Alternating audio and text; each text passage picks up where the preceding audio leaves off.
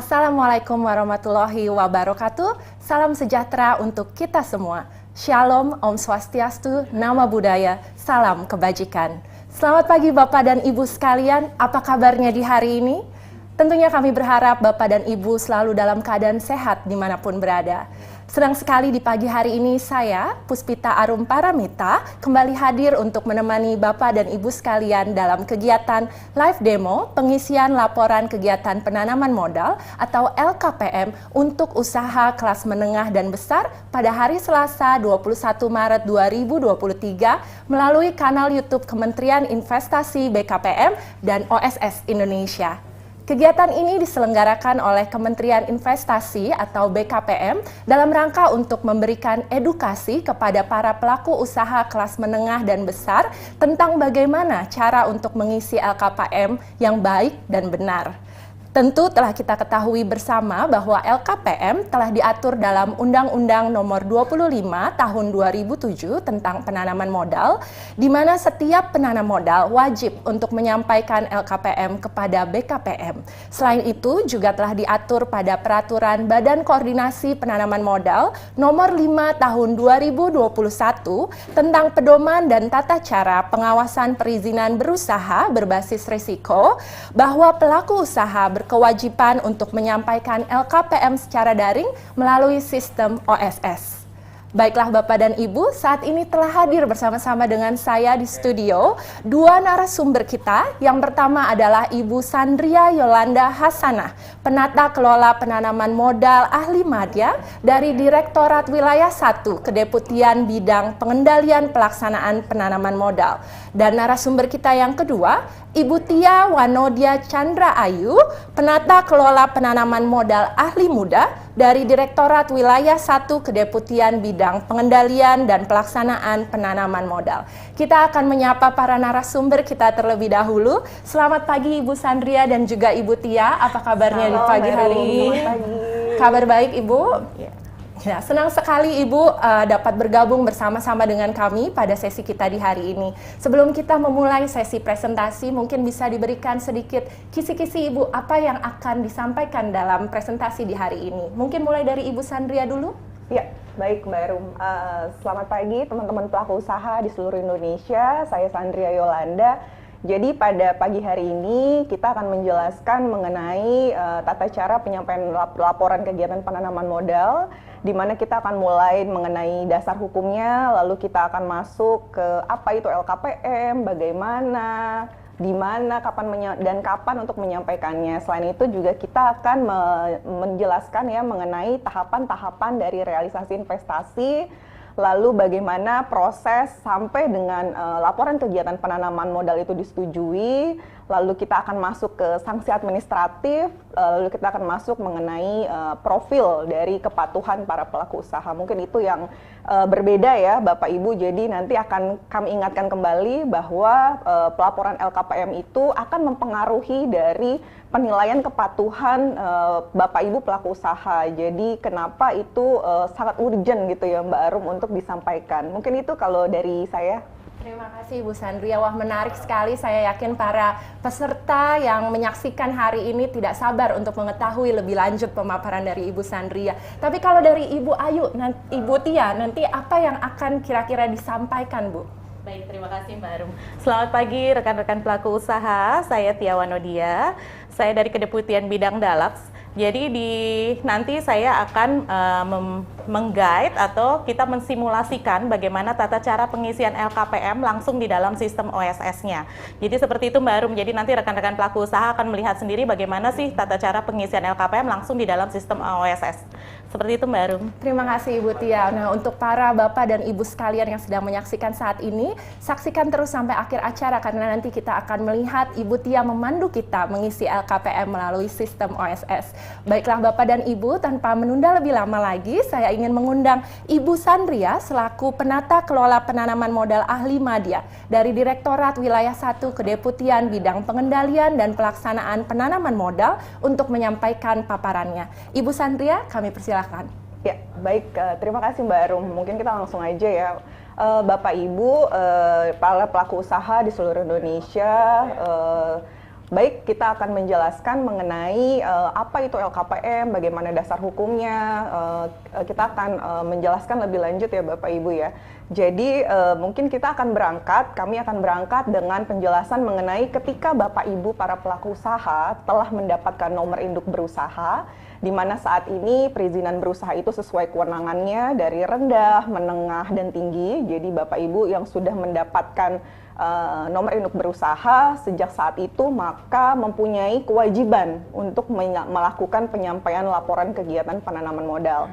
Nah, laporan kegiatan penanaman modal itu sendiri Bapak Ibu berdasarkan Undang-Undang Nomor 25 Tahun 2007 tentang penanaman modal, di mana di pasal 15 itu dijelaskan bahwa setiap pelaku usaha atau setiap penanaman modal berkewajiban untuk membuat LKPM, dan dijelaskan kembali atau ditegaskan kembali di Peraturan BKPM Nomor 5 Tahun 2021 tentang pedoman dan tata cara pengawasan perizinan berusaha berbasis risiko, di mana di pasal 5 huruf C setiap pelaku usaha berkewajiban untuk menyampaikan laporan kegiatan penanaman modal, dan kemudian ditegaskan kembali di pasal 32 ayat 1 di mana LKPM yang dibuat itu harus per bidang usaha dan per lokasi usaha. Jadi kalau Bapak Ibu mempunyai beberapa bidang usaha atau mempunyai satu bidang usaha namun ada di beberapa lokasi usaha, maka Bapak Ibu harus menyampaikan setiap titik dari lokasi usaha yang dijalankan, seperti itu. Lalu mungkin kita akan masuk mengenai prinsip penyampaian laporan kegiatan penanaman modal. Jadi apa gunanya LKPM? LKPM itu adalah laporan yang mencakup realisasi penanaman modal yang terdiri atas realisasi investasi, realisasi tenaga kerja, realisasi produksi, termasuk nilai ekspor, kewajiban kemitraan, atau kewajiban-kewajiban lainnya yang diamanatkan oleh undang-undang atau peraturan-peraturan lainnya. Nah, LKPM juga adalah sebagai media komunikasi antara pelaku usaha dengan pemerintah, baik pemerintah pusat ataupun pemerintah daerah yang ada di lokasi, agar terupdate mengenai perkembangan realisasi penanaman modal, termasuk permasalahan yang dihadapi Bapak Ibu pelaku usaha di lokasi proyek pada saat Bapak Ibu menjalankan kegiatan usahanya di lapangan. Nah, berdasarkan peraturan BKPM nomor 5 tahun 2021, pelaku usaha itu dibedakan, ada yang pelaku usaha kecil, menengah, dan pelaku usaha besar. Nah, pelaku usaha kecil, menengah, dan besar ini adalah yang wajib untuk menyampaikan laporan kegiatan penanaman modal. Nah, kapannya? Jadi, untuk pelaku usaha kecil dengan nilai investasi 1 sampai 5 miliar itu wajib menyampaikan LKPM itu per semester. Sedangkan untuk pelaku usaha menengah dengan investasi 5 sampai 10 miliar ataupun pelaku usaha besar dengan nilai investasi di atas 10 miliar, maka wajib menyampaikan laporan kegiatan penanaman modal per triwulan. Jadi penyampaian laporan LKPM per triwulan itu kita membedakan ada triwulan 1, 2, 3, dan 4. Untuk triwulan 1 yang saat ini akan segera dekat ya Bapak Ibu ya. Jadi di triwulan 1 itu di tanggal 1 sampai 10 April itu adalah periode pelaporannya. Lalu untuk triwulan 2 itu dari tanggal 1 sampai 10 Juli. Untuk triwulan 3 itu di tanggal 1 sampai 10 Oktober. Sedangkan untuk triwulan 4 itu 1 sampai 10 Januari pada tahun berikutnya. Nah, jadi Bapak Ibu para pelaku usaha harus memperhatikan tanggal-tanggal atau timeline yang memang sudah dibuka. Karena kalau misalnya melewati dari timeline yang sudah ditentukan, itu sistem otomatis akan tertutup Bapak Ibu. Jadi memang LKPM ini hanya dapat disampaikan pada saat periode pelaporannya, seperti itu. Di luar periode pelaporannya itu tidak bisa disampaikan. Lalu di mana? Jadi saat ini untuk penyampaian laporan kegiatan penanaman modal itu melalui login di laman website oss.go.id, lalu nanti Bapak Ibu masukkan username dan password, nanti Bapak Ibu dapat memilih fitur pelaporan. Nanti di sana nanti dijelaskan lebih lanjut oleh Ibu Tia, di situ Bapak Ibu dapat menyampaikan laporan kegiatan penanaman modal. Lalu apa saja ya? Jadi komponen dari LKPM itu sendiri, Bapak Ibu, ada mengenai data kegiatan usaha, ada mengenai data realisasi penanaman modal. Jadi di poin 2 dan di poin 3 itu adalah poin yang sangat penting. Jadi Bapak Ibu harus memperhatikan poin-poin ini. Jadi di data kegiatan usaha yang pertama, yang kedua di realisasi penanaman modal. Nah, di realisasi penanaman modal itu sendiri dibagi dua, Bapak Ibu, ada modal tetap dan modal kerja. Modal tetap itu ada mengenai pengadaan tanah, lalu ada pembangunan, bangunan gedung, lalu poin ketiganya itu pengadaan peralatan atau sarana dan mesin, ataupun lain-lain. Lain-lain ini adalah biaya operasional yang dikeluarkan selama kegiatan konstruksi. Selain itu ada modal kerja. Modal kerja itu adalah biaya operasional ya yang dikeluarkan apabila sudah berproduksi komersil. Nanti akan dihitung berapa satu turnover ya. Satu turnover biasanya per 3 bulan ataupun untuk bidang-bidang usaha lainnya ada yang per 4 bulan. Jadi itu disesuaikan.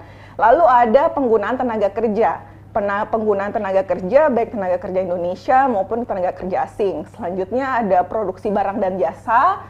Jadi produksi barang dan jasa ini untuk LKPM di tahap produksi, jadi hanya dilaporkan di triwulan 4. Lalu ada kewajiban itu ada kewajiban divestasi, ada kewajiban BPJS Ketenagakerjaan, ada kewajiban lingkungan, ada kemitraan, ada tanggung jawab sosial perusahaan, atau kewajiban lingkungan, atau kewajiban-kewajiban lain yang memang ditetapkan oleh undang-undang.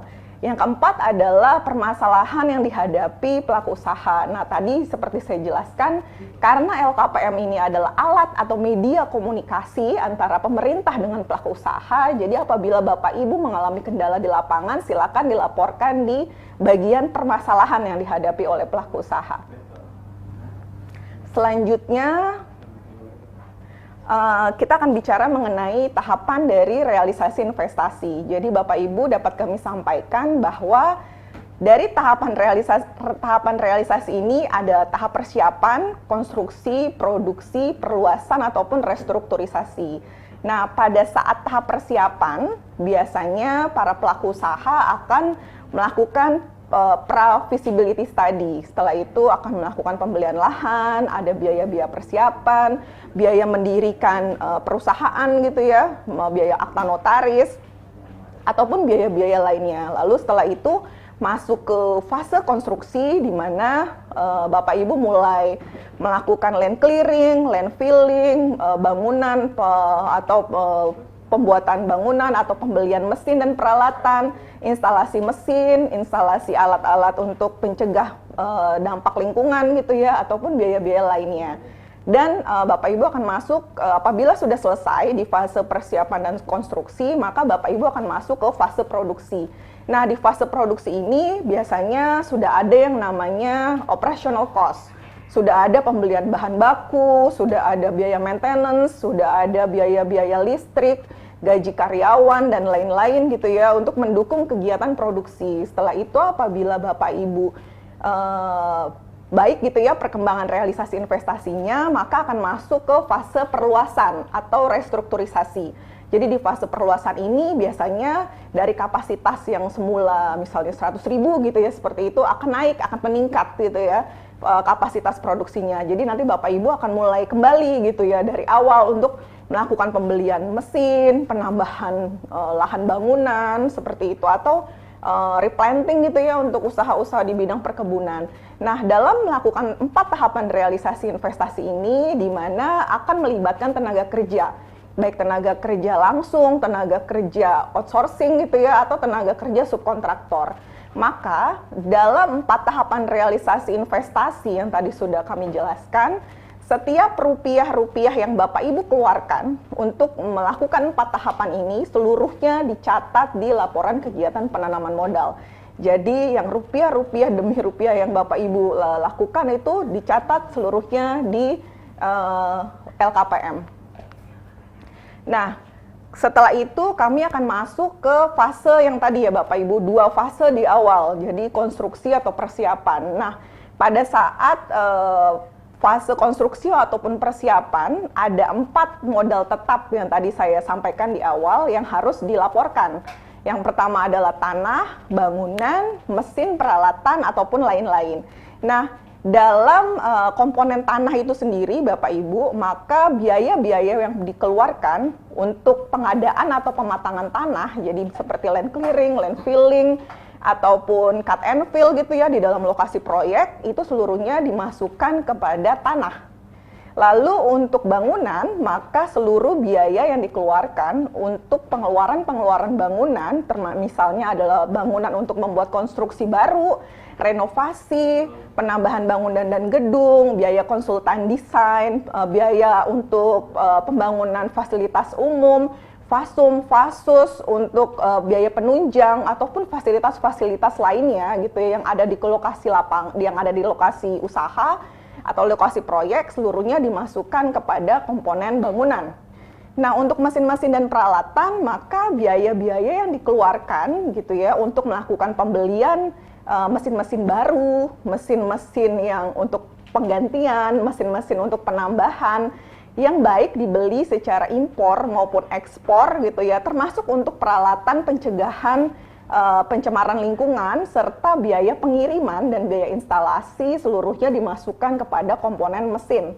Dan untuk lain-lain itu adalah biaya-biaya operasional. Biaya operasional selama konstruksi atau persiapan yang tadi sudah saya jelaskan, ada biaya pra-FS, ada biaya untuk sewa tanah, bangunan, sewa mesin, ataupun biaya-biaya untuk penunjang sarana dan prasarana selama kegiatan konstruksi atau persiapan, atau biaya-biaya untuk alat kantor atau kendaraan gitu ya, itu dimasukkan kepada komponen lain-lain. Nah, yang harus saya garis bawahi di sini adalah bahwa setiap 4 komponen biaya yang dikeluarkan itu yang dicatat pada modal tetap itu berdasarkan harga perolehan.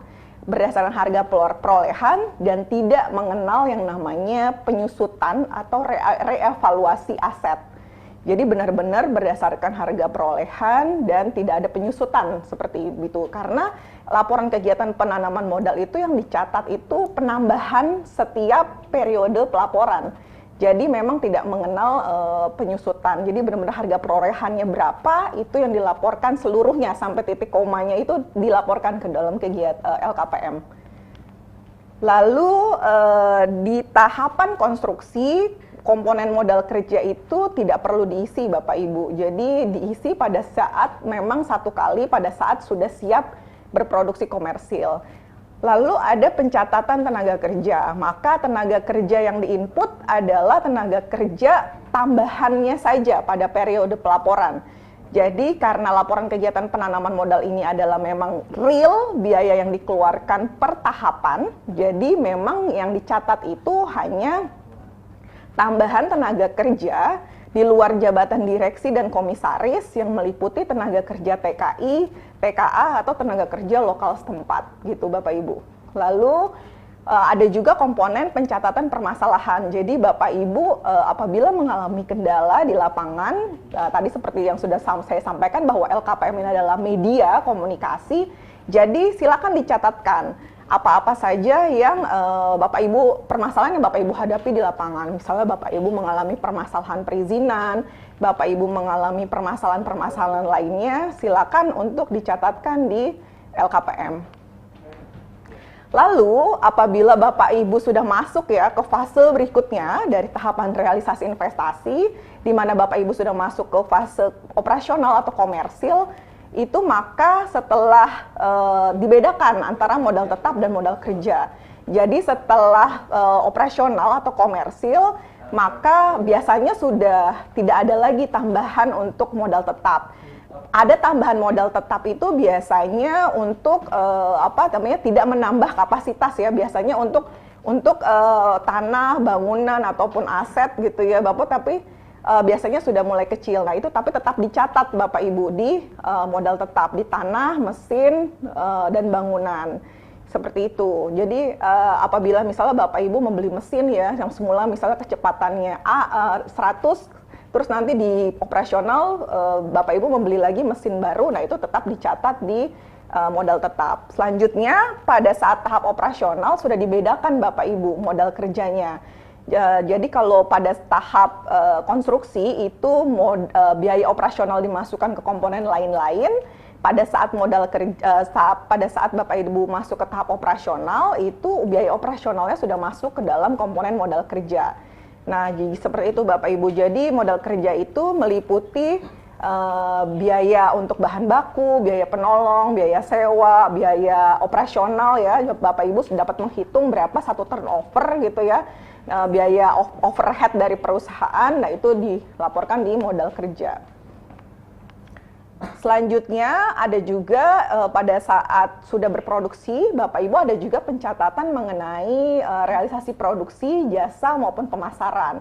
Nah, biaya untuk realisasi produksi ini diinput hanya satu kali di triwulan 4 Bapak Ibu. Jadi berapa realisasi produksi yang dihasilkan dalam 1 tahun, begitu juga ekspor gitu ya, yang dilakukan dalam mata uang USD selama 1 tahun gitu ya, dengan menggunakan kurs tengah Bank Indonesia gitu ya, yang telah dilaksanakan. Selain itu ada juga pencatatan mengenai kewajiban. Jadi kewajiban divestasi, kewajiban BPJS Ketenagakerjaan, ada kewajiban kemitraan gitu ya bagi bidang usaha yang memang dipersyaratkan ataupun memang yang tidak dipersyaratkan gitu ya. Lalu pelatihan tenaga kerja gitu, lalu ada tanggung jawab tanggung jawab perusahaan atau CSR. Lalu ada kewajiban pengelolaan lingkungan dan kewajiban-kewajiban lain yang dipersyaratkan oleh undang-undang. Nah, ini adalah alur dari verifikasi LKPM. Jadi, laporan kegiatan penanaman modal yang Bapak Ibu pelaku usaha itu sampaikan, itu akan masuk ke dalam sistem oss.go.id, lalu nanti akan masuk ke proses verifikasi Bapak Ibu. Jadi kalau Bapak Ibu mengirimkan LKPM itu belum termasuk kewajiban melaksanakan ya. Jadi LKPM dikatakan telah memenuhi kewajiban gitu ya Bapak Ibu apabila statusnya itu telah disetujui. Jadi LKPM yang Bapak Ibu para pelaku usaha kirimkan akan masuk ke proses verifikasi. Nanti di proses verifikasi itu akan ada 2 kategori. Apabila sudah oke gitu ya, maka akan langsung disetujui. Tapi memang apabila ada catatan atau perbaikan, itu nanti akan masuk kembali ke akun pelaku usaha dengan status LKPM perlu perbaikan. Nah, LKPM yang perlu perbaikan itu harap dicek Bapak Ibu di tanggal periode pelaporannya. Apabila nanti sudah dilakukan perbaikan, Bapak Ibu kirimkan kembali gitu ya ke sistem OSS. Nanti statusnya berubah menjadi status perlu sudah diperbaiki. Setelah itu akan masuk lagi ke verifikator, nanti baru akan disetujui. Seperti itu alur verifikasi dari laporan kegiatan penanaman modal. Jadi harap diperhatikan bahwa pemenuhan kewajiban penyampaian laporan ke penanaman modal itu akan dikatakan memenuhi kewajiban apabila statusnya memang sudah disetujui. Lalu ini yang akan kami jelaskan selanjutnya adalah mengenai sanksi administratif. Jadi sanksi administratif berdasarkan peraturan BKPM nomor 5 tahun 2021 itu ada 3 kategori. Yang pertama adalah peringatan tertulis, yang kedua adalah penghentian sementara, dan yang ketiga adalah pencabutan perizinan berusaha dan atau kegiatan usaha. Nah, untuk peringatan tertulis sendiri, khususnya untuk kewajiban laporan kegiatan penanaman modal itu ada 2 kategori. Yang pertama adalah bagi yang tidak menyampaikan laporan kegiatan penanaman modal selama 2 periode berturut-turut. Yang kedua adalah menyampaikan LKPM pertama kali, tapi tanpa ada nilai tambahan realisasi investasi selama 4 periode berturut-turut dengan nilai investasinya 0 atau realisasinya nihil. Nah itu nanti ini saat ini sudah go live ya Bapak Ibu ya. Jadi ini akan by system Bapak Ibu. Jadi bagi Bapak Ibu yang memang para pelaku usaha mohon sangat diperhatikan bahwa karena sanksi administratif ini secara sistem gitu akan membaca seperti itu. Jadi bagi para pelaku usaha yang memang tidak menyampaikan LKPM gitu ya, misal Bapak Ibu nih kayak sekarang kan sudah masuk LKPM periode triwulan 1 ya, segera. Nah misalnya Bapak Ibu tidak menyampaikan laporan kegiatan penanaman modal di periode triwulan 3 atau triwulan 4. Nah itu akan dikenakan, berarti kan Bapak Ibu dapat dikenakan ya, karena tidak menyampaikan 2 periode berturut-turut. Ataupun mungkin di tahun 2022, Bapak Ibu menyampaikan LKPM untuk pertama kali, tapi dari triwulan 1 sampai triwulan 4 nilainya 0. Nah, seperti itu, tanpa ada penjelasan. Nah, itu juga dikenakan sanksi administratif, seperti itu. Nah, sanksi administratif ini dikenakan secara berjenjang. Jadi untuk peringatan pertama itu 30 hari kerja, peringatan kedua 15 hari kerja, peringatan ketiga itu 10 hari kerja, lalu setelah itu akan lanjut ke penghentian sementara dan pencabutan. Jadi sanksi akan gugur gitu ya Bapak Ibu apabila memang para pelaku usaha telah memenuhi kewajiban ataupun memberikan tanggapan gitu ya ke dalam sistem OSS. Nah, ini yang tadi saya jelaskan di depan ya dengan Barum bahwa sanksi administratif atau kewajiban dari penyampaian laporan kegiatan penanaman modal ini akan membentuk yang namanya profil pelaku usaha. Jadi kalau Bapak Ibu cek ya ke dalam sistem OSS di paling kanan gitu ya, itu ada yang namanya profil pelaku usaha. Jadi profil pelaku usaha itu memuat yang pertama adalah data legalitas, yang kedua adalah data kegiatan usaha, yang ketiga adalah data kepatuhan. Nah, data kepatuhan ini ada kriterianya Bapak Ibu. Yang pertama adalah sangat baik, baik ataupun kurang baik. Nah, terkait kewajiban penyampaian LKPM ini, apabila Bapak Ibu pernah dikenakan sanksi gitu ya, sanksi administratif baik peringatan tertulis penghentian atau penghentian sementara gitu ya, itu akan tercatat Bapak Ibu riwayatnya ke dalam profil pelaku usaha. Nah, yang Bapak Ibu kewajiban-kewajiban tersebut nanti riwayat-riwayat pengenaan sanksi akan masuk Bapak Ibu secara otomatis ke dalam profil pelaku usaha. Jadi mohon sangat diperhatikan karena ini memang sudah berjalan ya Bapak Ibu ya, Bapak Ibu bisa cek di profil pelaku usaha. Nah, ini maka akan mempengaruhi. Jadi diharapkan Bapak Ibu para pelaku usaha ini menyampaikan LKPM itu secara continuous gitu ya Bapak Ibu ya. Memang sesuai periode pelaporannya itu disampaikan seperti itu, jangan sampai lewat dari tenggat waktunya. Karena ini akan sangat berpengaruh kepada profil dari kepatuhan pelaku usaha. Nah, ini ya Bapak Ibu, kalau Bapak Ibu cek gitu ya, jadi di sini akan ada yang namanya nilai riwayat pengenaan sanksi. Nah, nilai riwayat pengenaan sanksi ini adalah apabila Bapak Ibu pernah dikenakan gitu ya, sanksi-sanksi yang tadi saya jelaskan di awal itu ya. Nah, mungkin itu baru dari saya. Terima kasih Ibu Sandria, luar biasa presentasi dari Ibu Sandria tadi sangat komprehensif. Untuk Bapak dan Ibu sekalian yang memiliki pertanyaan untuk Ibu Sandria, silakan untuk memasukkan pertanyaan ke dalam live chat di kanal YouTube Kementerian Investasi BKPM dan juga OSS Indonesia. Sambil kami menunggu pertanyaan dari Bapak dan Ibu sekalian, kita akan melanjutkan kepada sesi pemaparan yang kedua, yaitu bersama Ibu Tia, selaku Penata Kelola Penanaman Modal Ahli Muda dari Direktorat Wilayah 1 Kedeputian Bidang Pengendalian dan Pelaksanaan Penanaman Modal. Ibu Tia akan memimpin kita dalam pengisian LKPM melalui sistem OSS. Silakan Ibu Tia. Baik, terima kasih Mbak Rum. Baik rekan-rekan pelaku usaha, kalau tadi kita sudah mendengarkan dari Ibu Sandria bagaimana dasar hukumnya, kewajibannya kita menyampaikan LKPM. Jadi LKPM ini memang dasar hukumnya wajib ya Bapak dan Ibu. Oleh karenanya harus diperhatikan bagaimana periode pelaporannya dan bagaimana tata cara pengisiannya. Sebenarnya tidak sulit Bapak dan Ibu. Jadi hari ini saya akan pandu bagaimana cara pengisian pelaporan LKPM di dalam sistem OSS. Jadi Bapak dan Ibu cukup masuk di akun OSS-nya masing-masing dari akun pelaku usaha. Ketika sudah masuk ke dalam akun OSS-nya pelaku usaha, Bapak dan Ibu akan menemukan halaman-halaman ini nih Bapak dan Ibu.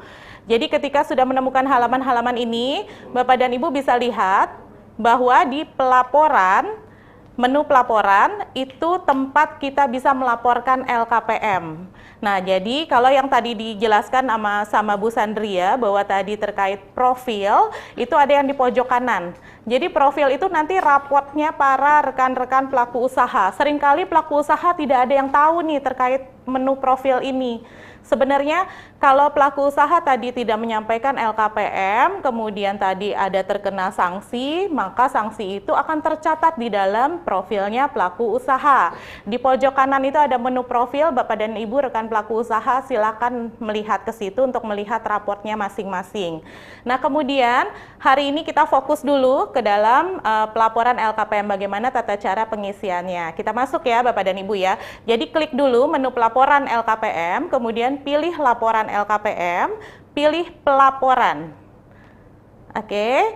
Halaman pertama yang kita jumpai di sini ini adalah halaman historical. Artinya di halaman ini kalau muncul data-data LKPM dengan status disetujui dari Bapak dan Ibu pelaku usaha, berarti Bapak dan Ibu pelaku usaha pernah secara historis pernah menyampaikan LKPM dengan statusnya sudah disetujui.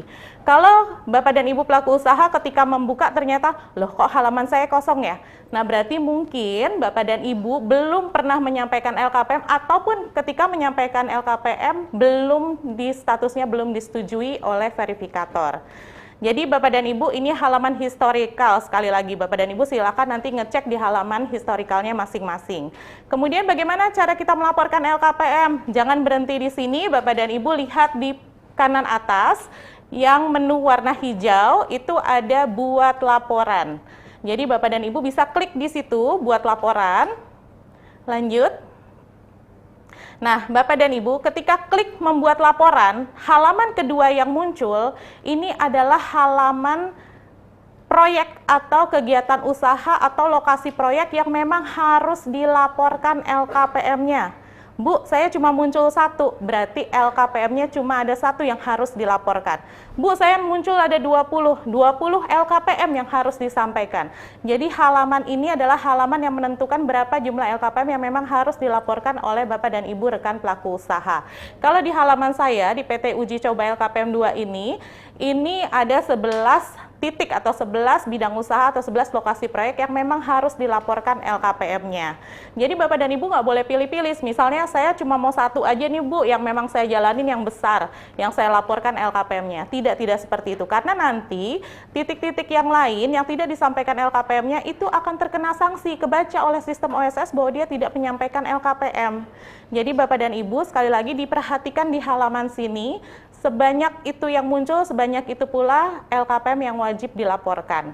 Sekarang saya akan coba menginput LKPM untuk yang tahap konstruksi. Jadi LKPM itu ada dua ya Bapak dan Ibu, LKPM tahap konstruksi dan tahap produksi. Kedua LKPM ini dilaporkan sama-sama per triwulan. Jadi kalau dulu ada yang bilang, Bu, kalau saya kan udah produksi Bu, kayaknya LKPM saya berarti per semester ya Bu, tidak. Jadi LKPM baik tahap konstruksi maupun tahap produksi sama-sama dilaporkan per triwulan ya Bapak dan Ibu. Nah sekarang saya akan coba mensimulasikan untuk LKPM tahap konstruksi terlebih dahulu. Kita checklist dulu ya Bapak dan Ibu, centang yang di sebelah kiri. Kalau sudah, kita bergerak ke bawah untuk kita lanjut. Selanjutnya, klik. Nah, ini ada pertanyaan pertama. Apakah kegiatan usaha yang tadi kita pilih ya Bapak dan Ibu, lokasi proyek atau titik proyek yang kita pilih itu siap operasional atau komersial enggak? Nah, ini yang tahu sebenarnya rekan-rekan pelaku usaha. Pintu ini adalah pintu untuk pengalihan. Semisalnya Bapak dan Ibu tahu nih, oh proyek saya yang ini nih sebenarnya sudah tahap operasional nih, udah tahap komersial. Kenapa di sini masih konstruksi? Berarti saya akan menjawab ya. Tapi kalau perusahaan ini bilang, oh enggak Bu, yang ini saya memang masih dalam tahap persiapan, maka kita akan jawab tidak di sini supaya LKPM-nya tetap dilaporkan tahap konstruksi. Kita pilih tidak. Baik, ini diabaikan. Oke.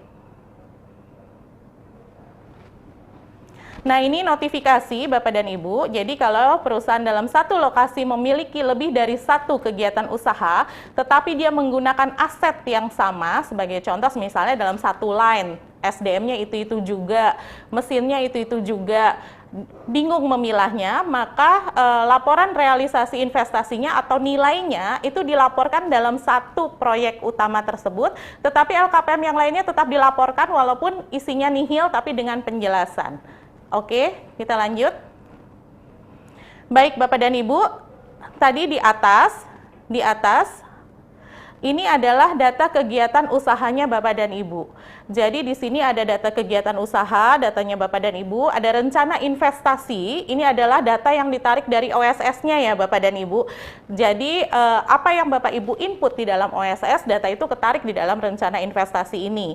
Kemudian total realisasi sampai periode sebelumnya. Nah, di sini nihil berarti Bapak dan Ibu untuk proyek yang ini sampai dengan periode sebelumnya belum pernah dilaporkan. Kalau sudah pernah dilaporkan, di sini akan ada nilainya dan akan tertera. Terakhir pelaporan triwulan sekian, tahun sekian. Seperti itu Bapak dan Ibu, kemudian di kanannya ada tingkat risiko dari bidang usahanya dan seterusnya. Untuk mulai menginput LKPM, kita bergerak ke bawah.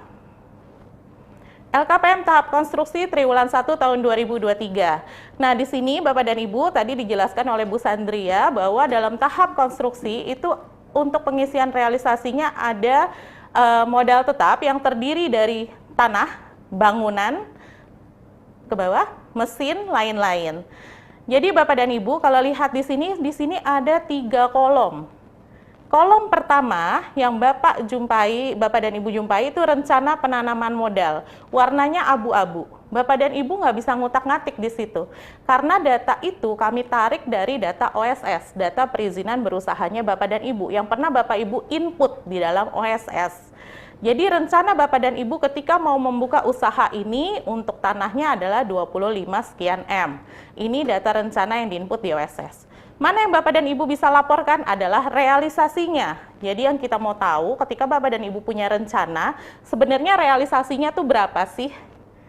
Contoh misalnya Bapak dan Ibu, saya mau bikin usaha saya 100 miliar, saya mau bikin mall misalnya. Yang kami mau tahu, ketika Bapak dan Ibu punya rencana tersebut, maka realisasinya pada triwulan 1 tuh Bapak dan Ibu sudah apa? Oh, saya sudah survei untuk tanah. Nah, itu misalnya baru mengeluarkan biaya 5 juta. Maka 5 juta itu yang dilaporkan di triwulan 1. Kemudian di triwulan 2, oh saya sudah membeli tanahnya semisalnya. Ternyata tanahnya harganya semisalnya 2 miliar, maka itu yang diinput di triwulan 2, 2 miliar. Jadi seperti itu yang namanya realisasi investasi. Seringkali pelaku usaha salah ketika menginput tambahan realisasi ini, malah dia memindahkan nilai rencana investasinya. Nilai rencana investasi dipindahkan saja ke dalam komponen realisasi. Di kami sebagai verifikator, kami membacanya sebagai, wah ini berarti perusahaan ini sudah selesai nih merealisasikan semua. Nah, itu kan jadi informasi ya Bapak dan Ibu. Jadi yang namanya realisasi, sekali lagi, kita ingin melihat atau memantau dari rencana investasi yang Bapak dan Ibu input di dalam sistem OSS, berapa sih realisasinya per triwulan, berapa sih yang sudah dikeluarkan dalam membangun usaha ini per triwulan. Seperti itu ya Bapak dan Ibu ya. Jadi di sini kalau kita lihat bahwa perusahaan ini dia punya rencana untuk tanahnya 25 sekian M, silakan diisi untuk yang tambahan realisasinya, misalnya kita isi 5 M.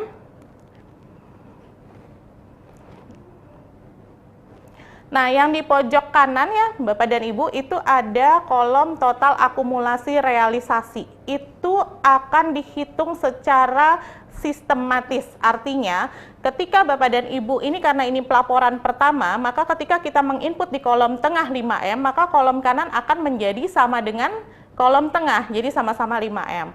Tapi ketika nanti triwulan 2, Bapak dan Ibu mengisi misalnya ada 1M, ditambahan realisasi Bapak dan Ibu mengisi 1M, maka akumulasi akan otomatis menambahkan 5 tambah 1, menjadi 6M. Itu cara sistem si akumulasi realisasi. Kalau Bapak dan Ibu bingung, kami juga menyediakan informasi-informasi dengan tanda II yang ada di dalam setiap kolom. Baik, kita lanjutkan pengisian. Jadi untuk tanah, segala macam pengeluaran yang terkait dengan tanah silakan diinput di bagian tanah. Rp1 pun yang dikeluarkan terkait dengan tanah, pematangan lahan, pembelian lahan, itu semuanya dimasukkan ke dalam kolom tambahan realisasi di bagian tanah. Kemudian untuk bangunan atau gedung, coba diinput, misalnya kita input 10M. Segala sesuatu yang dikeluarkan untuk bangunan atau gedung, maka itu diinput di dalam komponen bangunan atau gedung ya Bapak dan Ibu. Kemudian untuk mesin,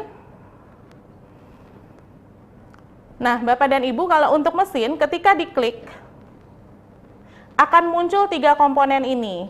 Ini untuk apa Bapak dan Ibu? Jadi ketika Bapak dan Ibu mengeluarkan semisalnya, saya ada pengadaan mesin semisalnya 20 miliar. Nah, yang kami ingin tahu, 20 miliar itu dibeli dalam negeri kah? Seluruhnya 20 miliar? Kalau misalnya enggak Bu, yang dalam negeri itu hanya 10 miliar. Oke, kita input 10 miliar di bagian pembelian dalam negeri. Kemudian yang 10 miliar lagi, itu saya beli dari luar negeri Bu. Oke, kalau dari luar negeri pakai fasilitas nggak? Fasilitas di sini adalah fasilitas yang diberikan oleh Kementerian Investasi. Pembebasan bea masuk atau master list. Nah, kalau misalnya tidak Bu, kami tidak menggunakan fasilitas. Baik, kalau dia tidak menggunakan fasilitas, maka diisi yang komponen B, misalnya 10 miliar lagi. Baik, kalau sudah simpan,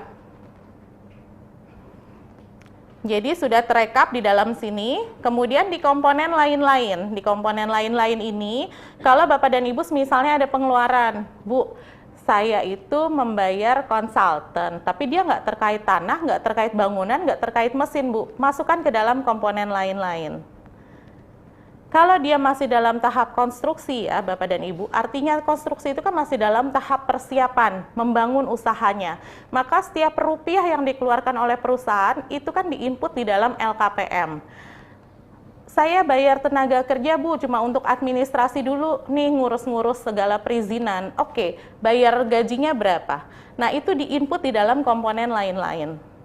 Seperti itu ya Bapak dan Ibu. Ini kita contoh misalnya di komponen lain-lain kita ada 10 juta. Berarti secara total untuk TW1 2023 kita sudah mengeluarkan 35M 10 juta. Seperti ini ya Bapak dan Ibu, lanjut. Untuk modal kerja ini ketutup. Tadi yang disampaikan oleh Bu Sandria bahwa selama dalam masa konstruksi itu belum ada yang namanya modal kerja. Karena Bapak dan Ibu masih mempersiapkan usaha. Artinya tuh semua uang yang dikeluarkan dari dompet, uang yang dikeluarkan oleh pelaku usaha dalam rangka membangun usaha, itu semuanya masih masuk ke dalam modal tetap. Tanah, bangunan, mesin, kalau tidak ada di ketiganya berarti komponen lain-lain. Artinya semua masuk ke dalam modal tetap. Modal kerja ini di pintu LKPM juga akan masih tertutup. Sampai dengan kapan? Sampai dengan modal tetap tadi sudah terisi sekitar 90% dari rencana. Yang artinya secara gambaran verifikator, secara imajinasi kami bahwa pelaku usaha memang sudah siap untuk beroperasi. Sudah siap untuk komersial, sudah siap untuk operasional. Baru dibuka pintu modal kerjanya, artinya sudah mulai menghitung untuk modal kerjanya. Seperti itu, lanjut. Kemudian, untuk tenaga kerja, Bapak dan Ibu, nah di sini ada total tenaga kerja sebelum periode pelaporan. Ini pintunya hanya dibuka sekali, pada saat pelaporan pertama dari pelaku usaha. Jadi kita pengen tahu nih, kan ini ketika mereka melaporkan, jangan menghitung kembali tenaga kerja yang existing, yang sudah ada di perusahaan. Misalnya ketika melaporkan LKPM, kita pengen tahu sebelum masuk ke periode pelaporan ini, tenaga kerjanya berapa sih? Sebelum masuk ke periode pelaporan ternyata tenaga kerja saya ada 100 orang, maka kita input 100 misalnya. Nah kemudian selama periode pelaporan, artinya dari Januari, Februari, Maret 2023, ada nggak tambahan tenaga kerjanya? Ada Bu, untuk laki-laki misalnya 2 orang, kita input 2 orang di situ. Ada nggak pengurangan tenaga kerjanya selama periode pelaporan? Tidak ada, maka kita input 0. Kemudian untuk yang perempuan, misalnya untuk total tenaga kerja periode sebelumnya ada nggak? Berapa jumlahnya? Ada Bu, ada 20, maka kita cantumkan 20. Tambahannya selama periode pelaporan Januari sampai dengan Maret 2023 ada nggak? Ada Bu, 10 orang, kita cantumkan 10. Pengurangannya ada Bu, 3 orang, maka kita cantumkan 3 orang. Maka secara akumulasi jadi seperti ini, bahwa tenaga kerja sebelum periode pelaporan sampai dengan Desember 2022 mereka ada 120, kemudian dari Januari sampai dengan Maret ada penambahan 12 orang, tapi mereka juga ada pengurangan 3 orang. Berarti secara total tenaga kerja yang ada di perusahaan adalah 129 orang. Kita lanjut ke bawah. Nah, stop dulu. Di tenaga kerja lokal setempat, ini tenaga kerja lokal yang bagaimana, Bu? Jadi, coba bergerak sedikit ke atas, Pak. Nah, jadi di bagian tambahan, ini kan ada 12 orang. Tambahan tenaga kerja selama periode pelaporan ada 12 orang. Dari 12 orang tersebut, yang ingin kami tahu berapa sih yang ada di lokasi kabupaten kota setempat di mana lokasi proyek itu berada. Misalnya, lokasi proyeknya ada di Nagan Raya. Maka yang kami mau tahu berapa sih jumlah tenaga kerja yang dari Kabupaten Nagan Raya. Bukan yang dari Medan, bukan yang dari Jakarta atau dari Pulau Jawa. Tapi dari 12 orang itu berapa yang tenaga kerja yang dari Nagan Raya saja. Misalnya dari 12 itu ternyata yang tenaga kerja lokal setempatnya hanya 5, maka ditulis 5.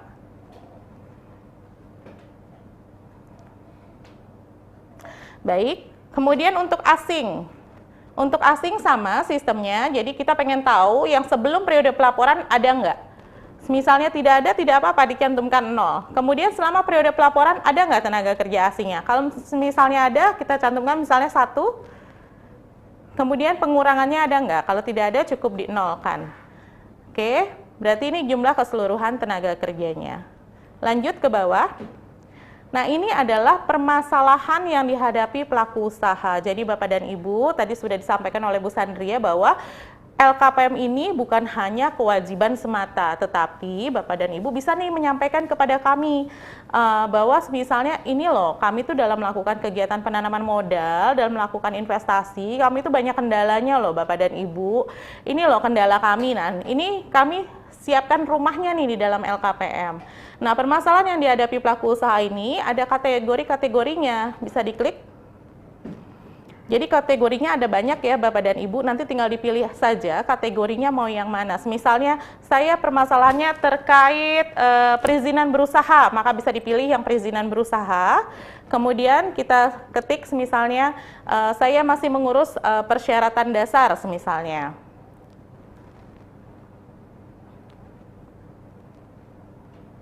Kalau sudah, maka bisa disimpan. Ketika disimpan, akan muncul di kolom bawahnya sini. Kemudian permasalahan saya banyak Bu, nggak cuma 1. Bisa Bapak dan Ibu tambahkan lagi. Jadi bisa dipilih lagi di dalam kategori tersebut, kemudian diklik tambah permasalahan. Nah, satu hal Bapak dan Ibu, untuk yang LKPM tahap konstruksi ini seringkali pelaku usaha banyak yang juga terkendala. Jadi seakan-akan ini kenapa ya saya kok nggak bisa kirim, ternyata kendalanya di sini. Jadi Bapak dan Ibu saya sampaikan lagi, Mas minta tolong ke atas, ke bagian investasi.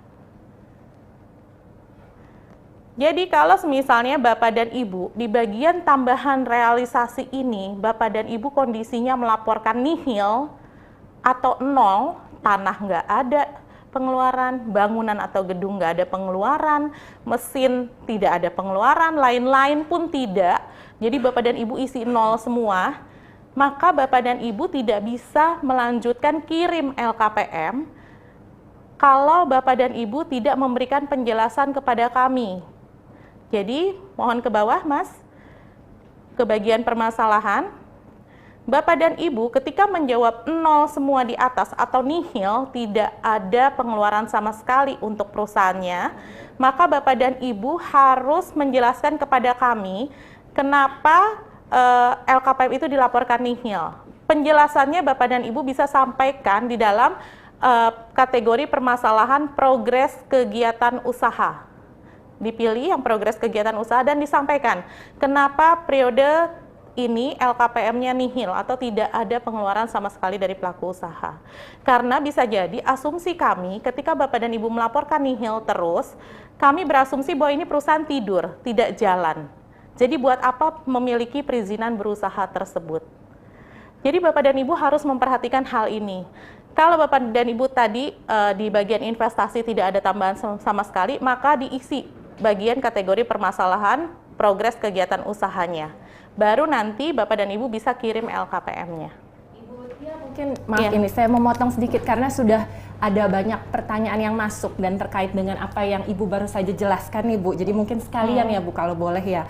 Kalau untuk bangunan yang sewa nih Bu sifatnya ya, perusahaan tidak memiliki tanah, tidak memiliki bangunan sendiri dan juga tidak memiliki mesin dan peralatan Bu. Kemudian mereka terpaksa harus menulis 0 di bagian mesin dan tanah tadi. Nah itu seperti apa Bu? Apakah dijelaskan di bawah bahwa mereka menyewa atau seperti apa baiknya? Baik Mbak Arum, jadi tadi saya sudah menjelaskan. Kalau dia tidak ada di komponen tanah, komponen bangunan, komponen mesin, maka dia menjawabnya di bagian lain-lain. Nah, kalau misalnya dia tadi sewa, kan berarti dia tidak masuk ke 3 komponen di atas. Yang di atasnya memang 0. Biasanya kita ngelihat juga dari itu kok, dari perizinan berusahanya ketika dia input. Biasanya tuh untuk kegiatan usaha yang memang dia sifatnya seperti jasa konsultasi atau yang memang dia tidak menggunakan tidak membeli tanah. Dia semuanya sewa, itu biasanya di bagian perizinan berusahanya untuk nilai rencana investasinya ini biasanya memang di input 0. Tapi di bagian lain-lain dia ada, karena dia ada rencana investasi yang selain 3 komponen di atas, itu di input di lain-lain. Maka kita juga tagih realisasinya di komponen lain-lain. Jadi jangan juga sampai nihil atau 0. Jadi apapun kegiatan usahanya itu pasti ada kok realisasinya. Jadi itu dilaporkan di komponen yang tengah. Kalau tidak di 3 komponen atas, maka harus di komponen lain-lain tadi. Seperti itu. Baik Ibu Tia, satu lagi pertanyaan terkait dengan hal ini Ibu. Ada pertanyaan bagaimana jika perusahaan melakukan penjualan mesin atau pengalihan mesin ke pihak lain seperti itu Bu. Bagaimana pengurangannya pada sistem OSS? Ya baik, ini sudah disampaikan juga oleh Bu Sandria tadi. Jadi namanya LKPM ya Bapak dan Ibu, itu tidak ada yang namanya penyusutan, tidak ada yang namanya pengurangan. Jadi LKPM justru mencatat setiap uang yang dikeluarkan oleh pelaku usaha. Bapak dan Ibu jual mesin, oke monggo silahkan. Tetapi tidak dicatat pengurangannya di sini. Tapi ketika Bapak dan Ibu membeli mesin baru, maka catat realisasinya di sini. Itulah LKPM. Seperti itu Mbak Arum. Jadi kita biarkan saja ya Bu di rencana penanaman modal ketika sudah tercatat di periode sebelumnya, kita biarkan saja seperti itu ya Bapak dan Ibu sekalian. Jadi memang benar-benar mencatat setiap rupiah yang dikeluarkan oleh pelaku usaha dalam rangka membangun usahanya. Seperti itu. Kita baik, lanjut. Ibu Tia, silakan Ibu Tia. Baik, kita lanjut dulu ya, kita selesaikan karena ini tahap konstruksi. Nanti habis ini baru kita menjelaskan yang tahap produksi. Ini tadi bagian permasalahan, jadi Bapak dan Ibu bisa tambah permasalahannya sebanyak apapun yang Bapak dan Ibu punya, silakan di input di sini, ini bisa tambah. Atau kalau misalnya, oh yang ini tidak nih, Bapak dan Ibu bisa checklist kemudian hapus. Misal yang kegiatan usaha aja kita hapus, yang progres kegiatan usaha, misalnya kita hapus, itu juga bisa. Baik, kita ke bawah. Nah, kalau sudah, ini saya minta tolong ya Bapak dan Ibu rekan pelaku usaha, tolong ketika menginput petugas penanggung jawab LKPM dari pelaku usaha, ini diinput oleh orang yang mengisi LKPM ini. Jangan mengisi nama direksi, jangan mengisi nama komisaris, karena ini untuk memudahkan kami, verifikator, ketika menghubungi Bapak dan Ibu ketika ada yang kami perlu konfirmasi. Jadi supaya cepat dan mudah, kita akan mengkontak. Nah, kalau yang kita kontak orangnya tidak tahu, tidak bisa menjawab, alhasil akan otomatis LKPM kita kembalikan. Bapak dan Ibu nanti bisa jadi misalnya tidak tidak terinfo dengan baik bahwa email permintaan perbaikan sudah masuk ke Bapak dan Ibu. Akhirnya LKPM tergantung saja perlu perbaikan dan tercatat belum melaporkan jadinya. Jadi Bapak dan Ibu inputlah nama Bapak dan Ibu yang memang mengerti atau menginput LKPM ini. Ini kita contoh misalnya, silakan Pak Ferry diisi.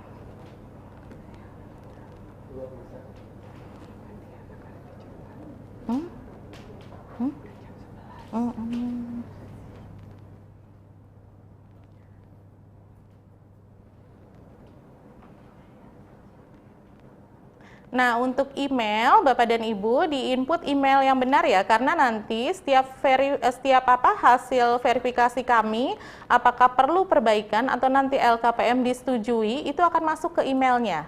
Ini jangan lupa diklik tanda plusnya. Oke, dan email ini bisa banyak nih Mbak Arum.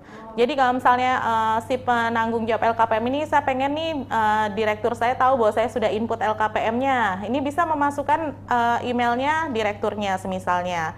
Tetapi untuk nomor telepon HP dan emailnya si penginput mohon diinput dengan jelas di sini. Jangan nomor kantor ya Bapak dan Ibu, karena sulit sekali kami untuk mendetek atau mengkomunikasikan terkait pelaporan LKPM ini. Kalau sudah, kita ke bawah Mas Ferry. Baik, ini bisa kita klik disclaimer karena untuk LKPM ini kan memang karena pelaku usaha yang menginput sendiri, jadi kita harapkan bertanggung jawab terhadap pengisiannya. Kalau sudah, ini kita bisa simpan dulu sebagai draft. Kalau misalnya Bapak dan Ibu pengen nanti deh saya masih ragu nih, mau saya tanya dulu nih ke pimpinan saya. Nah, ini bisa simpan dulu sebagai draft. Nanti kalau sudah, di sini statusnya ada nih, status draft. Status ini yang nanti akan berubah-berubah ya Bapak dan Ibu. Jadi Bapak dan Ibu bisa perhatikan LKPM-nya dari status ini. Status ini bisa draft, bisa permintaan atau perlu perbaikan, bisa status draftnya sudah diperbaiki dan status draftnya disetujui. Nah, yang paling aman buat Bapak dan Ibu adalah ketika status LKPM ini adalah sudah disetujui atau disetujui. Jadi kalau dia masih perlu perbaikan atau dia draft, maka dia masih LKPM-nya belum tercatat sebagai sudah menyampaikan LKPM. Jadi yang paling aman adalah status yang disetujui. Ini kita coba ubah. Kalau sudah draft, kita coba ubah. Iya.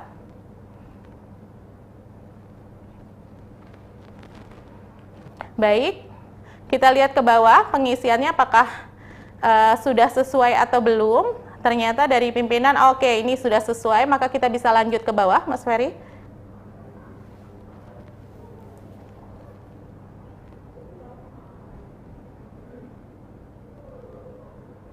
Oke.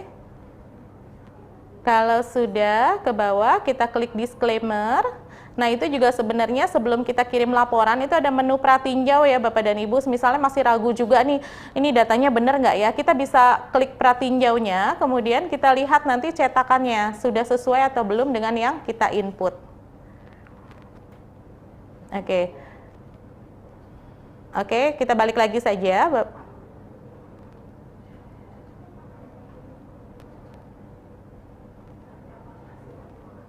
Oke, nanti cetakannya akan seperti ini ya Bapak dan Ibu, jadi dari atas nanti bisa dilihat. Oke, ke bawah. Kalau memang sudah sesuai dengan pengisian kita, tadi 35M 10 juta, lanjut ke bawah. Kalau sudah, kita bisa tutup. Kemudian kita mulai kirim LKPM-nya.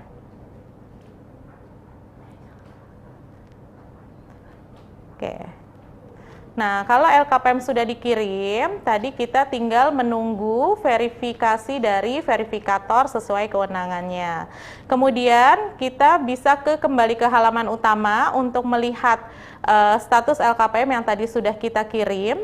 Berarti statusnya berubah ya Bapak dan Ibu, tadi kan draft, sekarang menjadi terkirim. Nah, Bapak dan Ibu posisinya adalah menunggu verifikasi dari verifikator BKPM atau DPM-PTSP. Nah, ini menu-menunya bisa dicek nih, tanda terimanya juga bisa diklik, cetak LKPM juga bisa, nanti bisa lihat ke dalam juga. Baru ini sudah yang tahap konstruksi, apa mau kita lanjutkan yang tahap produksi atau kita mau... Iya, kita bisa lanjutkan tahap ke produksi tahap saja produksi ya. Baik. Ya, Ibu. Baik Bapak dan Ibu, untuk tahap konstruksi seperti itu, saya akan tunjukkan bagaimana tahap produksi ya Bapak dan Ibu ya. Jadi kita masuk ke buat laporan lagi. Nah, kita pilih yang LKPM-nya tahap produksi dan akan kita laporkan memang untuk tahap produksi ya Bapak dan Ibu. Oke. Dicentang, kita lanjut.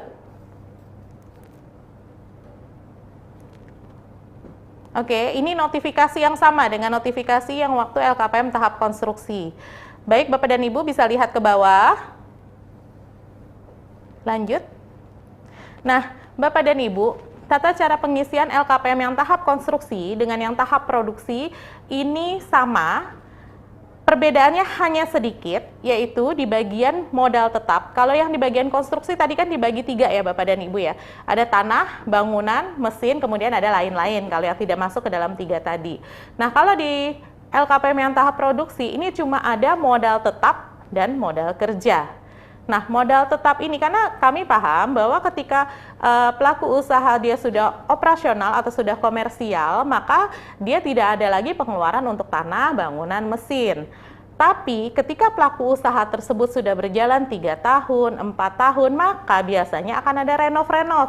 Ketika ada renov-renov atau penggantian mesin atau renov bangunan, perbaikan jalan, pembangunan gudang atau segala macam, itu masuknya ke Capex kan, jadi pengeluaran untuk modal tetap. Nah, itu dilaporkan ya Bapak dan Ibu. Jadi jangan ketika sudah operasional atau komersial maka menganggap oh kita nggak ada lagi nih pengeluaran yang dicatat di dalam LKPM, tidak.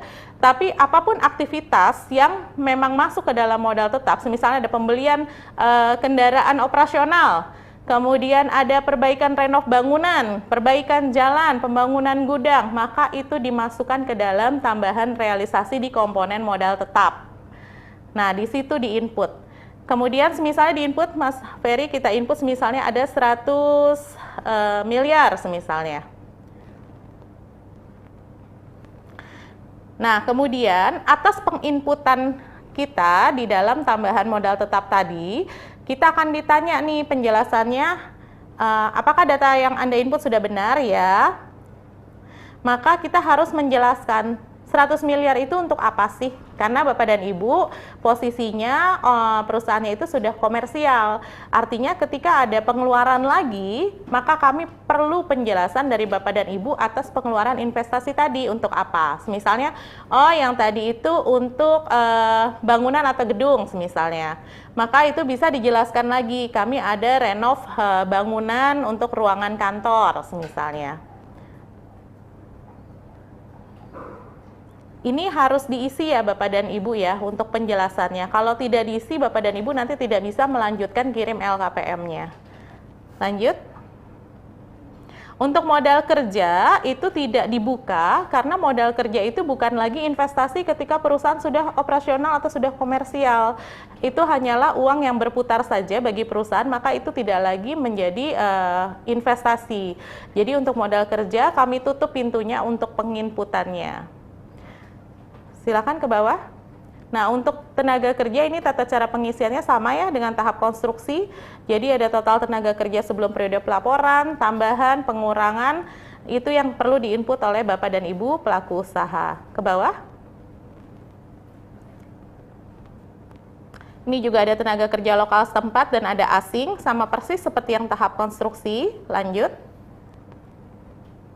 Nah, untuk kategori permasalahan ini juga sama, jadi Bapak dan Ibu bisa isi sesuai dengan permasalahan yang dihadapi oleh pelaku usaha.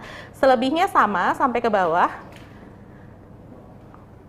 Nah, penanggung jawab juga bisa diisi sesuai dengan nama petugas yang menginput LKPM. Jangan lupa input orang yang benar-benar memahami terkait pengisian LKPM ini, supaya kami mudah untuk konfirmasinya kepada Bapak dan Ibu penginput atau pengisi LKPM ini.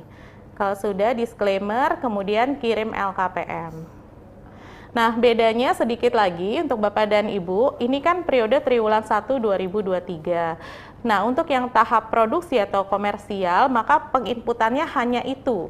Tetapi ketika Bapak dan Ibu nanti di triwulan 4, setiap triwulan 4, maka penginputan untuk LKPM yang tahap produksi atau tahap komersial itu ada penambahan pengisian untuk nilai produksi, kemudian kewajiban-kewajiban seperti CSR, kewajiban lingkungan, dan lain-lain. Itu hanya muncul 1 kali setiap tahun di periode triwulan 4.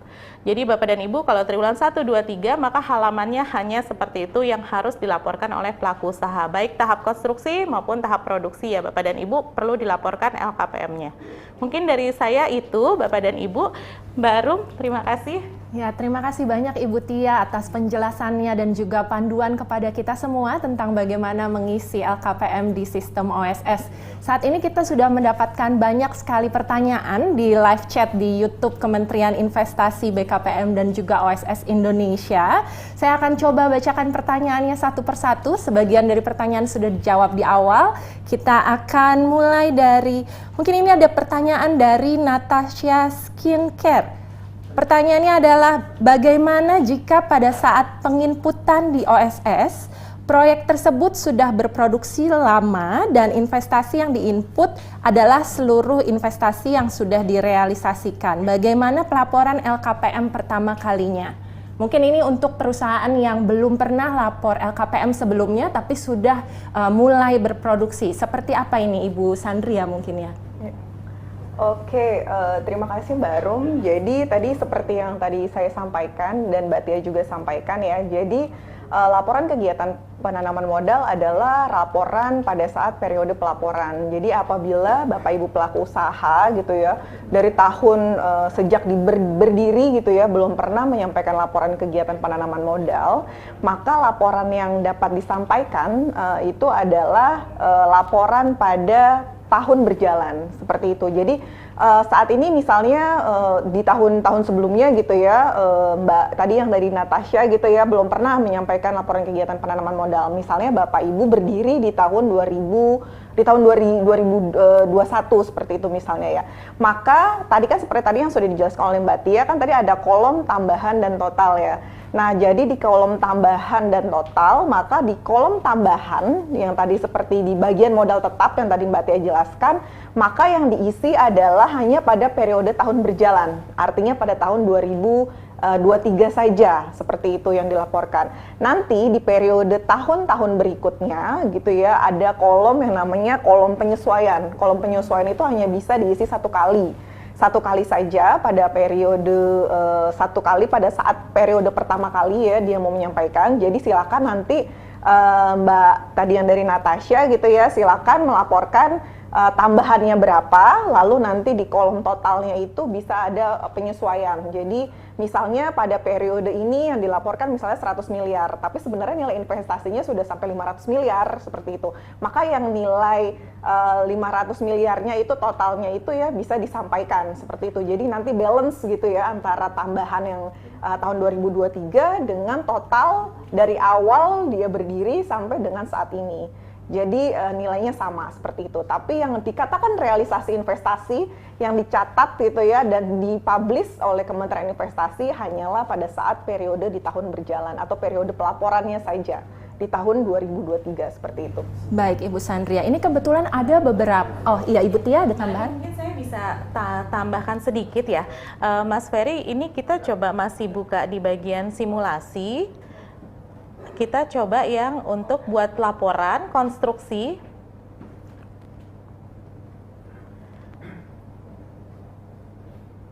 Oke, kita coba aja salah satunya. Oke, kita coba masuk ya Bapak dan Ibu ya. Kita coba lihat di dalamnya. Tadi yang disampaikan oleh Bu Sandria baru biar pada clear nih. Ada menu yang penyesuaian akumulasi tadi. Iya. Oke, ini ditutup dulu. Oke, lanjut ke bawah saja, Mas. Nah, ini. Jadi di sini nih kalau misalnya ini disampaikan bahwa ini apabila diperlukan. Karena pintu ini kita buka itu sebenarnya untuk pembenaran atas pelaku usaha yang memang kondisinya seperti itu. Bahwa sebenarnya nih, saya itu sebenarnya tuh sudah dari lama nih berdiri. Realisasi saya tuh sebenarnya sudah ada 100 miliar misalnya. Tapi pada saat periode pelaporan dari Januari sampai dengan Maret 2023, itu pelaporan saya itu sebenarnya nilai investasi pada periode berjalan itu misalnya hanya 10 miliar. Tapi secara akumulasi realisasi saya itu 100 miliar. Karena saya pelaporan pertama, maka tadi ketika saya input 10 miliar di tengah, diakumulasi hanya 10 miliar. Padahal seharusnya saya udah 100 miliar nih Bu. Kita sediakan menu ini, dan menu ini hanya bisa dipakai sekali. Nah, ketika sudah disetujui oleh verifikator, sudah diinput oleh pelaku usaha, dia menyatakan bahwa ini nilai realnya, kemudian kami verifikator memverifikasi dan menyetujui, maka selanjutnya pintu ini nggak akan kebuka lagi untuk si pelaku usaha tersebut. Jadi kita coba klik. Oke, di bawahnya, Mas. Nah, semisalnya nih, ini di periode ini nih kita isi tadi 0 ya semisalnya. Maka semisalnya seharusnya itu di kolom kanan kita bisa isi yang 0 itu seharusnya itu ada 100 semisalnya 10 miliar.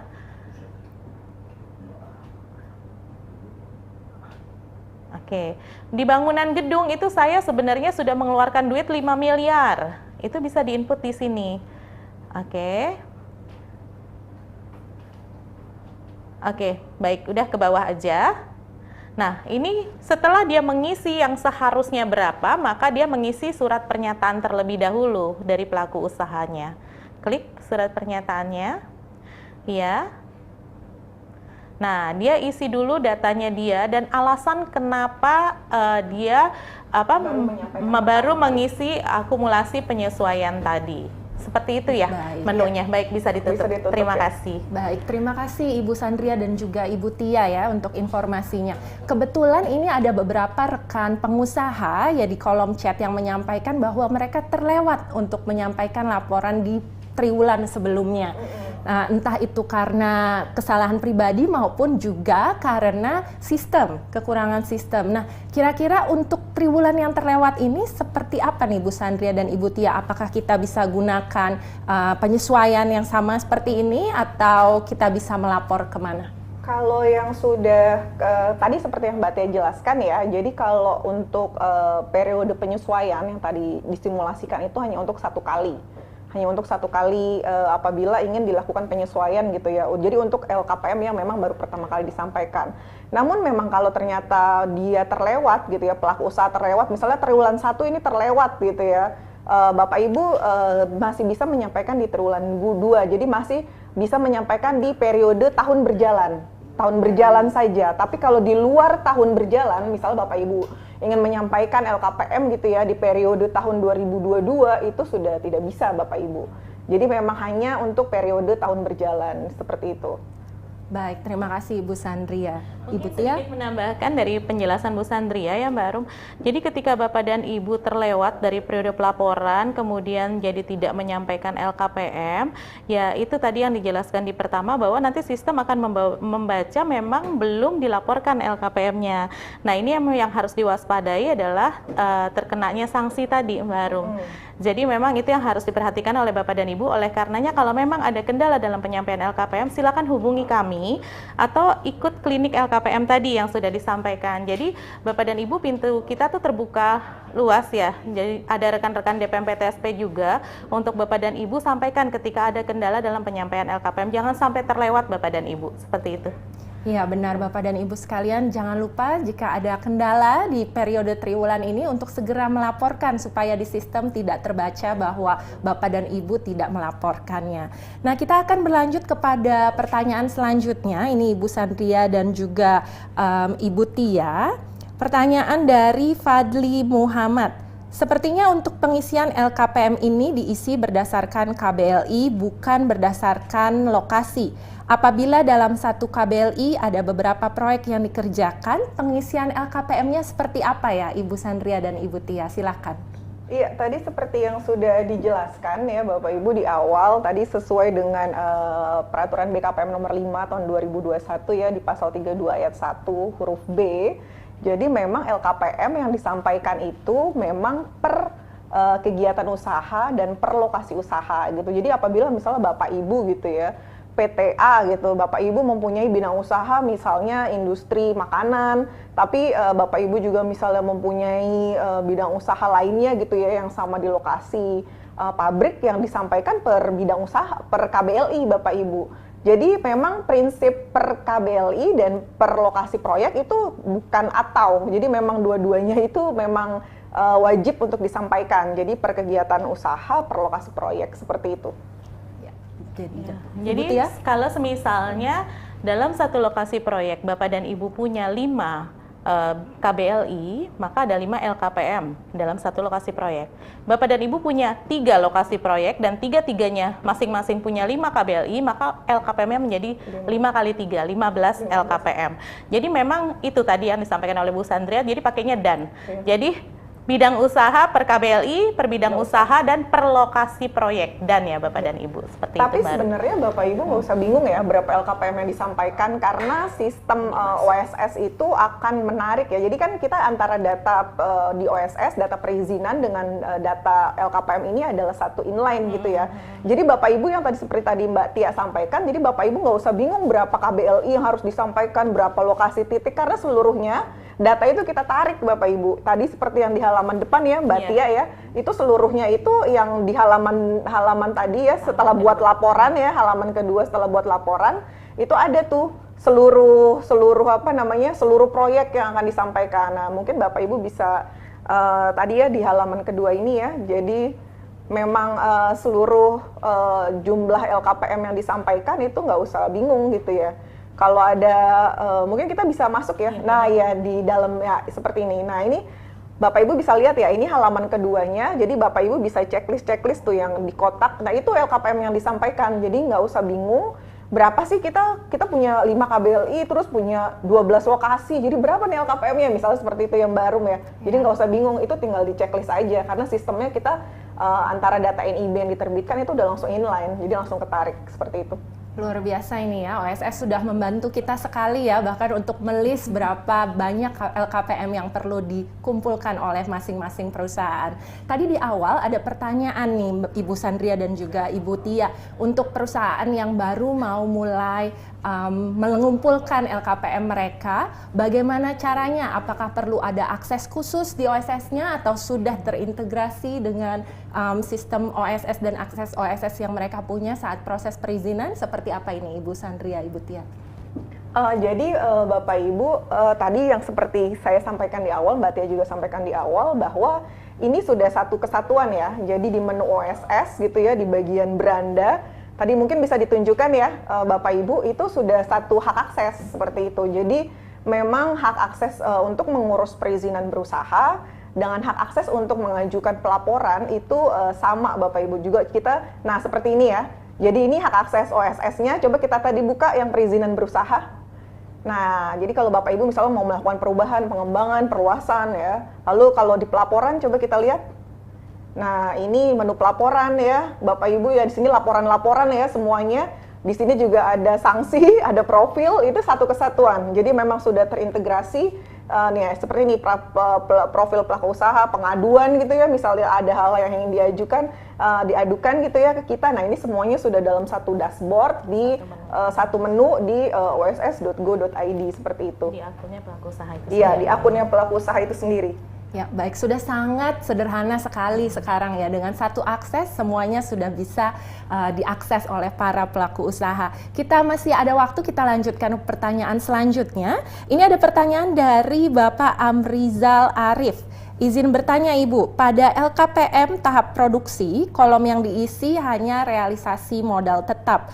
Padahal ada realisasi yang besar di modal kerja. Apakah bisa modal kerja diakumulasikan dengan modal tetap dan dilaporkan? Seperti apa ini Ibu Tia atau Ibu Sandria duluan? Silakan Mbak Tia. Mungkin saya jelaskan sekali lagi ya Bapak dan Ibu, tadi saya juga sudah sempat jelaskan. Jadi pada saat Bapak dan Ibu yang namanya tahap konstruksi itu artinya tahap Bapak dan Ibu masih membangun usaha. Dalam persiapan membangun usaha artinya Bapak dan Ibu tuh belum komersial, belum ada belum operasional, jadi masih benar-benar ini membangun usaha. Ketika membangun usaha, Bapak dan Ibu mengeluarkan duit, mengeluarkan uang. Setiap uang yang dikeluarkan itu masih menempel ke dalam kegiatan usahanya, artinya masih masuk ke dalam modal tetap. Jadi Bapak dan Ibu semisalnya gini, tapi saya bayar listrik Bu, saya bayar tenaga kerja untuk administrasi. Oke, selama dia masih dalam masa konstruksi, maka dia masuk ke dalam modal tetap. Dimasukkan di mana Bu? Kalau dia bukan tanah, bukan bangunan, bukan mesin, maka masuk ke dalam komponen lain-lain. Seperti itu ya Bapak dan Ibu. Jadi kapan saya bisa mengisi modal kerja? Ketika Bapak dan Ibu sudah siap untuk komersial. Bapak dan Ibu sudah mulai menghitung untuk modal kerjanya, dan kalau kita lihat dari sistem itu nanti kita ngebukanya modal kerja itu ketika pengisian realisasi investasi atas modal tetapnya sudah 90% dari rencana investasi yang diinput di OSS. Seperti itu Mbak Arum. Ya, mungkin saya menambahkan sedikit ya Mbak Arum ya. Jadi ketika Bapak Ibu sudah realisasi investasinya sudah di angka 90%, jadi Bapak Ibu pelaku usaha silakan untuk menghitung kebutuhan biaya operasional, misalnya bahan baku, untuk biaya tenaga kerja, atau biaya-biaya operasional lainnya gitu ya, per satu turnover. Per satu turnover itu adalah 3 bulan. Kenapa kita tutup kolom itu? Karena memang itu tidak ada biaya atau tidak ada realisasi investasi lagi, karena itu hanya perputaran ya. Biaya-biaya itu nanti, misalnya Bapak Ibu sudah menghitung untuk biaya modal kerja itu per satu turnover misalnya 100 miliar. Nah itu nanti di satu cycle itu, jadi satu cycle dari realisasi investasi mulai dari kita barang modal masuk sampai Bapak Ibu jualan dan dapat keuntungan, itu hanya berputar saja. Hanya duitnya tuh duit sisa 100 miliar ini saja gitu. Jadi memang tidak ada nilai investasi. Dikatakan investasi memang kalau memang ada yang namanya pembelian aset baru, pembelian lahan atau segala sesuatu yang memang dikeluarkan gitu. Kalau sudah sudah produksi komersil ya Bapak Ibu hanya menggunakan uang itu saja yang berputar. Jadi kenapa modal kerja itu kolomnya kita tutup? Karena memang bukan investasi di situ. Mungkin itu Mbak Arum, terima kasih. Ya, terima kasih Bu Sandria dan Ibu Tia. Berarti memang dari awal harus sudah diperhitungkan dengan baik ya Bu ya, untuk yang modal kerja ini untuk 3 bulan berapa banyaknya, sehingga saat proses produksi nanti sudah tidak dilakukan perubahan lagi. Kita akan lanjutkan ke pertanyaan selanjutnya. Ini ada dari Bapak Amrizal Arif. Sejak laporan triwulan 4 kemarin, pengisian nilai realisasi bisa melebihi nilai rencana. Ada peringatan yang muncul tetapi tetap bisa diteruskan dan terkirim. Apakah hal tersebut terhitung? Ya. Baik Mbak Arum, jadi nilai rencana yang di OSS itu adalah nilai prediksi selama beberapa tahun ke depan. Jadi merupakan nilai rencana atau prediksi untuk satu kegiatan usaha itu akan menghabiskan anggaran berapa gitu, seperti itu Bapak Ibu. Jadi nilai rencana kadang tidak persis sama dengan nilai yang memang direalisasikan, bisa lebih, bisa berkurang. Itu it's okay, itu nggak masalah Bapak Ibu. Jadi memang pada saat nilai di NIB Bapak Ibu ketika mengajukan permohonan itu nilai rencana, dan nilai LKPM adalah nilai yang sebenarnya, memang nilai yang memang direalisasikan per periode pelaporan seperti itu. Jadi sebenarnya tidak apa-apa apabila nilai dari realisasi investasi itu melebihi. Banyak yang seperti itu, bisa kurang bisa lebih, itu nggak apa-apa Bapak Ibu. Memang yang kita pasang di dalam sistem itu adalah kayak warning aja, apakah nilai ini notifikasi, hanya notifikasi, apakah nilai ini benar gitu, apakah nilai ini sesuai gitu, karena dari rencana yang di input di awal tidak seperti ini. Nah itu nggak apa-apa, kalau misalnya itu tinggal diokekan saja gitu. Mungkin Mbak Tia ada tambahan? Iya. Mungkin sedikit tambahan, justru Mbak Rum, kita itu malah heran kalau ketika dia menginput di rencana investasi itu sama persis dengan nilai realisasinya. Masa iya sih Bapak dan Ibu punya rencana mau bikin usaha misalnya 123 miliar, terrealisasi sama persis 123 miliar. Itu justru yang aneh. Jadi yang namanya rencana ketika direalisasikan berbeda itu sudah biasa. Jadi dia bisa berkurang atau bisa melebihi. Nah, satu lagi mungkin di rencana investasi itu kan sebenarnya bisa diubah oleh pelaku usaha.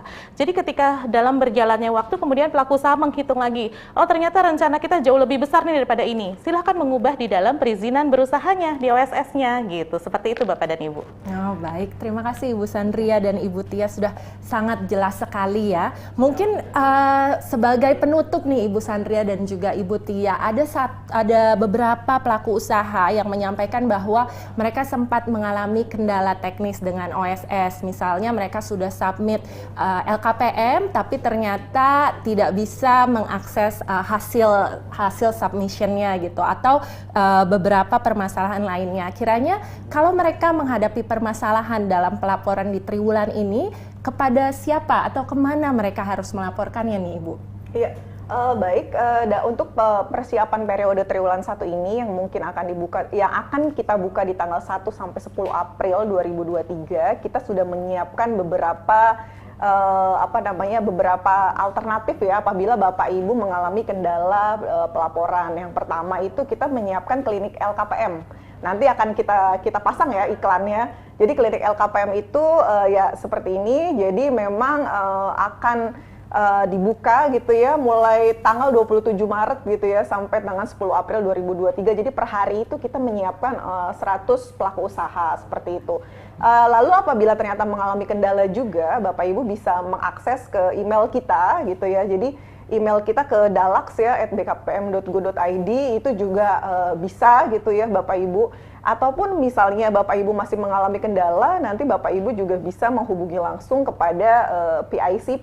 Jadi kalau di kami itu berdasarkan wilayah, jadi bisa menghubungi para PIC wilayah gitu ya di unit Deputi Pengendalian Pelaksanaan Penanaman Modal. Tapi apabila Bapak Ibu lokasinya jauh gitu ya, di remote tersebar di seluruh Indonesia, Bapak Ibu bisa menghubungi teman-teman kami gitu ya di seluruh Indonesia, Bapak Ibu di DPMP TSP provinsi dan kabupaten kota yang mungkin lokasinya berdekatan dengan lokasi pabrik Bapak Ibu. Nah, jadi di teman-teman di DPMP TSP ini siap mengawal realisasi investasi, dan apabila mengalami kendala juga siap untuk membantu Bapak Ibu pelaku usaha yang mengalami kendala dalam pelaporan LKPM. Jadi kita memang situ menyiapkan. Jadi di setiap DPMP TSP itu ada tenaga pendamping ya. Tenaga pendamping ini yang akan juga membantu Bapak Ibu rekan-rekan pelaku usaha seluruh Indonesia. Mungkin itu, Mbak Tia, ada yang ditambahkan? Ya, mungkin dari saya sama ya dengan Bu Sandria. Jadi memang channel atau pintu yang sudah kita buka sudah banyak Bapak dan Ibu.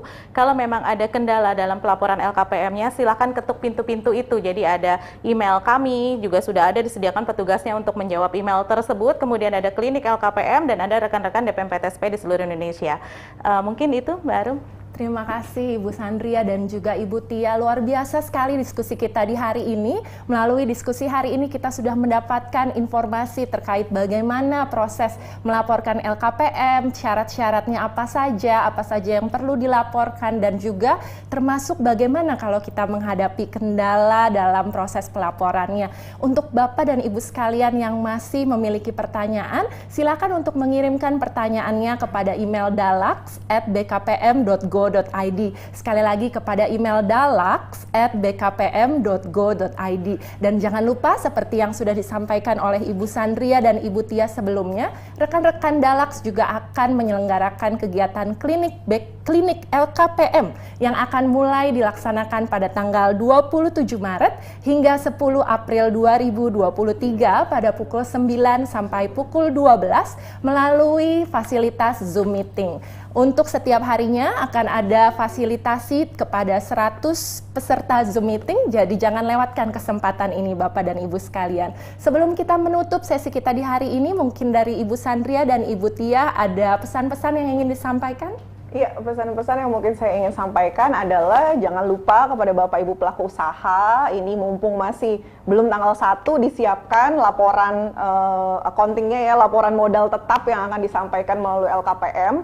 Jangan lupa, jangan sampai terlewat, dicatat tanggalnya, tanggal 1 April sampai dengan 10 April 2023. Disiapkan segala sesuatunya agar tidak ada kendala dalam penyampaian laporan kegiatan penanaman modal. Mungkin itu Mbak Arum. Ibu Tia? Ya, baik, dari saya Bapak dan Ibu rekan pelaku usaha, ayo mulai siapkan data-datanya untuk mulai diinput untuk pelaporan TW1 2023. LKPM ini tidak sulit Bapak dan Ibu, hanya perlu pemahaman sedikit saja, dan tadi sudah kami paparkan bagaimana tata cara pengisian LKPM-nya. Jadi semoga rekan-rekan semua sudah terinfo dengan baik, jadi bisa mulai menyiapkan datanya dan mengisi LKPM mulai tanggal 1 sampai dengan tanggal 10 April 2023 ya Bapak dan Ibu, jangan lupa. Terima kasih. Terima kasih Ibu Sandria dan juga Ibu Tia yang telah meluangkan waktu untuk bergabung bersama dengan kita di sini, mendiskusikan dan juga membimbing kita semua bagaimana cara menyampaikan LKPM yang baik dan benar. Terima kasih juga kepada Bapak dan Ibu sekalian yang telah menyaksikan kegiatan ini dari awal hingga akhirnya sekarang. Jangan lupa bahwa pengumpulan LKPM untuk periode Januari sampai Maret 2023 dapat mulai dilakukan tanggal 1 April hingga tanggal 10 April 2023. Jangan lupa juga untuk like, komen, dan share rekaman dari tayangan ini agar semakin banyak pelaku usaha menengah dan besar yang mengetahui cara untuk menyampaikan LKPM dengan baik dan benar. Terakhir, jangan lupa untuk klik subscribe kepada 2 kanal YouTube Kementerian Investasi BKPM dan OSS Indonesia. Baiklah Bapak dan Ibu sekalian, saya Puspita Rumparamita beserta seluruh kru yang bertugas hari ini pamit undur diri. Terima kasih. Wassalamualaikum warahmatullahi wabarakatuh.